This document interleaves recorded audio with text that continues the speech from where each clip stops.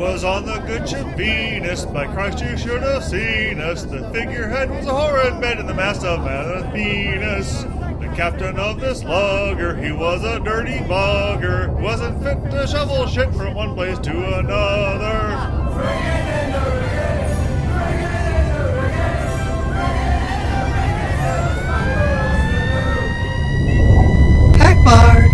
Hagbard! Hey, fuck up! What's shaking? Hagbard! How's it going? Who the fuck are you? I'm, the captain. Yeah.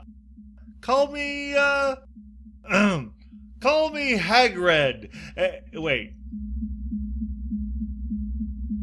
Second thought, lawyers incoming. Call me Redbard. Right. Redbard the mighty. Redbard the rusty under the sea. Screw you, asshole. I'm out of here.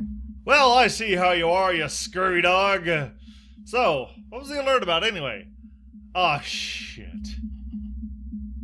Greetings, YouTube, and welcome once again to the... Oh, that's right, I'm not in my usual spot. Welcome to the Leif Erikson, where I have borrowed Hagbard's submarine for the duration of our little voyage. Isn't it great? Unfortunately, we are joined by MTV. Crap. Have you ever wondered why people say, "Oh, I don't see color," as a way to fix racism? Love the air quotes there, dearie, but actually I know exactly why. And I also know why you're so against it. Bear with me here. But, you know what? Actually, I've got a great idea. I'm gonna let you explain it. Won't that be great? I'll let you do all the talking, that way no one can accuse me of silencing a woman of color for whatever reason, which, of course, as you're about to explain to us, isn't really a thing. Or is it?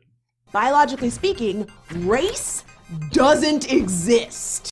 This will probably come as a great shock to the Black Lives Matter crowd, may put you out of a job, and generally cause some severe disconcertion among people who are quite convinced that their family relations bear some relations to the people in their family. There's also some genetic markers that, honestly, sometimes I think of different groups of human types more like breeds of dog and breeds of cat than specific races. So you've got a point, but you know what? I'm gonna let you finish. Modern genetics has shown that the lines around race are so arbitrary that they're actually meaningless. Meaningless, you say? You might want to tell that to sickle cell anemia, vitamin D deficiency, melanin. Oh God, where shall I go on?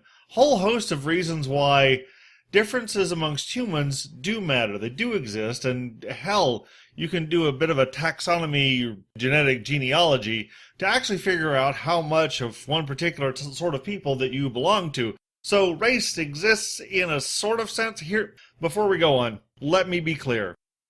Race and species, phenotype, subtype, these things get fuzzy, but race, as she's about to tell us, is a social construct in the sense that it's a description. It's a word we use to help categorize things. In this case, people. And it used to mean something a little different than it does now, but we're going to go with the now because the how we got here, that's a whole video on its own, and I've only got so much time on this goddamn submarine. It's full of semen, for God's sakes. Those who wish to draw precise racial boundaries around certain groups will not be able to use science as a legitimate justification. I'm going to let go here the fact that, no, fuck it, I'm going to go ahead and just say this. Is anyone going to make note of the fact that she used an old white man to make this point? I'm not sure how to feel about that. Me, as an egalitarian sort of person, I really don't give a shit, but there's a black scientist who's butthurt about it. But here's the thing. She's about to use social science to do it. Does that mean that she's admitting that it's not a science? Or it only counts when other people use science? Because here's the thing. What she just quoted means that people who are talking about being colorblind are correct. But she's about to tell us why it's a bad thing. So if race doesn't exist biologically, why do we keep talking about it? Well, two reasons. One, if we presume that race doesn't exist, and we keep talking about it, well, the problem is that if it's an invented category, if it's a social construct and doesn't really exist, then what? God damn it. People discuss race because it matters to them, because it actually exists in an identifiable form. For instance, we can tell a difference between you and the scientist you quoted. You are clearly not related in a close sense. Maybe. Probably. See, that's where it gets fuzzy, and maybe you're right, and maybe the people who go, I don't see race, maybe they're right. But you're going to tell them they're wrong, despite basically supporting the whole argument of colorblindness. With all of this evidence, you're going to tell us it's not right. Why the hell would you do that? One would assume that there is some value in talking about race. And I've noticed that there are people who get some value in talking about race and keeping that in the argument at all times. Those people are bigots. Ignoring race, or only acknowledging that it doesn't exist biologically, is not a solution. You say it's not a solution, but I have to ask you this. If it's not a solution, why not? Think about this for a moment. If I go on the basis that there is no difference between you and I, except for the most trivial physical characteristics that, strictly speaking, from a biological and science point of view, you and I are of the same race, same animal type. We are Homo sapiens sapiens, i.e. a subtype of Homo sapiens, called sapiens. So we're smart homos. Don't read into that too far, but anyway, if it doesn't exist, and acknowledging that fact is not a solution. See, what you're going to pretend is that it is not the solution, but you're wrong about whether or not it's a solution. But why? Why would that be? Let's find out. So race isn't biological, but the social construct of race and racism still have a very real impact on everyone's lives. Oh, I get it. So what she's building around, I don't want to spoil it here, but she's building up to something huge. Somewhere out there, a dozen people giggled because they know the reference. If you don't get it, I'm not telling you what it is. Just remember to wait. Wait for it. Wait for it. Here it comes. Race is a social construct. A social construct is a category, perception, or idea created and developed by society and then applied to individuals or groups.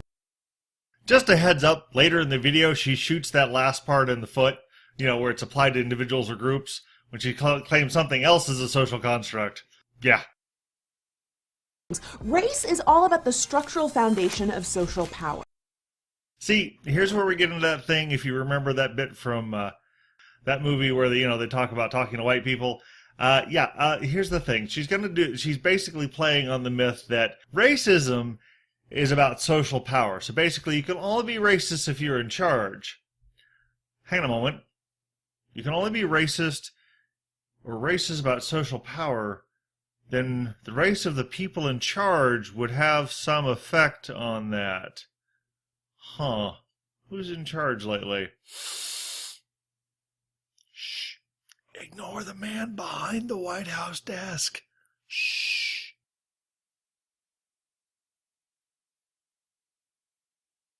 So, tell us how colorblindness is part of the problem. Go on. This should be good. Colorblindness, while nice in theory, has no effect on structural and institutional racism. Racism is a system, and that system benefits certain people at the expense of others. Really? That's one of the things I really hate about people who see systems and don't see individuals, unless it's convenient, because in the video that I'm not going to quote it, but basically she points out how, there's this racist system in education, but doesn't blame the teacher, because the teacher's likely a woman. She's not going to blame her. But somehow the system is magically causing the punishments to be uneven. But it's not the teacher's fault, somehow. See what I'm saying here? They don't see individuals and individual responsibility. They see systems, so therefore colorblindness on the part of an individual won't matter. But would colorblindness on the part of a system matter? Let's find out. So instead of just assuming people shouldn't care about color or names, companies, governments, and schools should take the bias out of hiring and experiment with nameless resumes to, solve the problem. By the way, this is Francesca's only suggestion for fixing the problem in this video. The only concrete one that she suggests, which ironically is a formalized version of colorblindness. Instead of informally letting people do it on their own, they're going to formalize the process by making nameless resumes, which, by the way, is a fine idea if someone wants to adopt it, but I guarantee you, she wants this to be law. Colorblindness won't fix housing discrimination. We're going to need smart laws and a concerted effort for that. She's specifically referencing housing here because of the study she cites. If you want to watch the full thing, it's in the link below. But more importantly is this. The only concrete suggestion, again, she has is an informal system of basically name blindness. But in the case of housing, you generally have to see the people so you can show them the house and all that. And she assumes that somehow some sort of rule can't be circumvented because, as far as I know, it's illegal to discriminate against people based on their race already. So what new law exactly is going to do this? She never tells us. We have no idea. But she suggests it again. It takes work, effort, laws, and new systems to undo racism. Work, effort, civil rights movement, done, cha-ching. New systems? I don't know. Egalitarianism, perhaps? Maybe colorblind? No, you don't like colorblindness. And new laws. New laws again. What new law she has in mind, I have no fucking idea. But I have this feeling it's a lot of harsh penalties for naughty behavior and wrong think. You know, freedom of association be damned and all that nonsense. Hey, I'm not saying racism is right, but some of it is just self-inflicted damage. It's a thing for another video. But anyway. But I think one of the other things that's especially precious about this is you can kind of get an insight into why this video exists at all when she puts up her straw man for what the I don't see color argument is. Roll it. Here's what I know. Talking about racism just creates more racism. Yeah, what we should translate that is, the way people actually say this is, talking about race and obsessing about race just creates more racism. And you think I'm kidding. If anyone has noticed in the world lately, this obsession with the idea that white people are evil has created beasts like the alt-right, where suddenly white pride and God, white supremacy has suddenly become popular again. Why? Because after a while, if you get demonized, you might wonder if maybe there's something going on. But on the other hand, you treat the differences between people as trivial side effects of their genealogy and their family relationships, their place of origin. And it's just, hey, people are people. And then, oh, hey, you're just a little different from me. Oh, who cares? For some reason, that attitude is negative. And the way that she tries to present this is by literally just kind of, well, you saw it. Anyway, so here's how she addresses her propped up straw man. No. First off, race isn't the problem. Racism is. And even if it was the problem, problems don't get worse when you talk about them, and they don't magically go away when you ignore them. Damn it, Francesca, can't you even get your own straw man right? What you said was... Here's what I know. Talking about racism just creates more racism. Talking about racism, not about race. God damn it. See, the thing is, that's how you know that she knows that she's full of shit. She gets it correct when she's trying to argue against it. She understands that what people actually argue, that if you talk about race and obsess about it all the time, you just make it a bigger problem because you're literally holding a neon sign over my head. My race is special! And when the current climate today, particularly with anyone of a minority race, which, by the way, at this point, it's going to be everybody, is that you put a neon sign of it and you get this black pride, white pride, Asian pride, when we should be going for human pride. Homo sapiens sapiens, hurrah! But no, we're going to get really picky over our own races. Because I guarantee you, at no point is she going to pick on anyone who's not white for being colorblind. Because part of what's going on here is that she wants to, and well, in general, the race hate-mongering people want to play the Mr. Miyagi card and pretend that their accusation of racism, kind of like the crane kick, has no defense. Because there is defenses, quite a few of them kind of think you can arm block, dodge, all kinds of things. But these defenses cannot be allowed to exist. Because if there is a defense against the accusation of racism, then what are they going to do? How are they going to demean you so they can appear to be morally superior? You know, and salvage their feelings. Feelings? Nothing more than feelings. And this isn't just about feelings. Damn Skippy, this isn't just about feelings. You want to know what it's about? Hey, do you remember I mentioned that other social construct that she mentions, which, by the way, violates her own initial category of social constructs? Yeah, here it is. Because you know what else is a social construct? Money. And there's the heart of a large part of this. The reason why she spent this whole video trying to justify the existence of an argument against colorblindness as a defense. Basically, what she's upset about and she's arguing against is a common defense when people accuse someone of being racist, and it's almost universally a white person that they're accusing. The white person may say, well, I'm colorblind, I don't see color. They don't mean it literally, and thankfully she doesn't try to make that argument that they're being literal.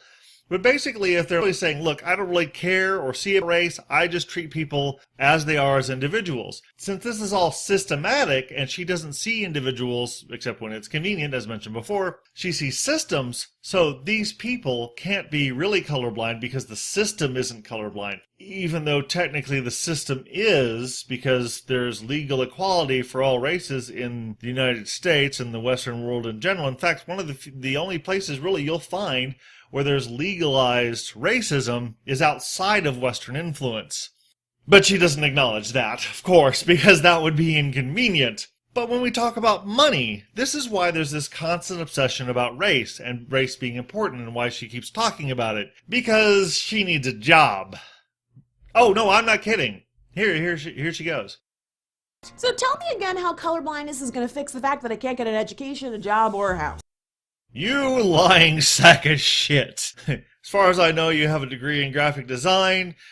You're an actress, a writer, comedian. Okay, I'll grant you the comedian. Somebody's laughing at this shit. I mean, really, at this point, here. Oh my goodness, we've all been lied to! Wait, why am I hosting this show? Because MTV needed someone to whore out the racial victim card. Somebody had to do it. So how are we going to fix this whole thing with the racial hatred mongering, the fostering of divisions and nasty behavior and accusations? And when somebody comes up with a perfectly reasonable egalitarian philosophy like, hey, I don't see race, and no, they don't mean it literally, and I'm going to treat everybody as individuals the way they deserve, but you're going to shit all over it, how do we fix that? Why, like so. If we can understand that we made it up, we can actively work to change it. And that's it, folks. I'm done. I'm gonna let Francesca lead us out. Go on. Do that thing you did in the middle of the video when it was completely the wrong time to do it. Do it now, at the end of the video, when it's the correct time. Oops, I dropped the mic. Beware. Sometimes, those people are coming in. Goodbye. До свидания. Sayonara.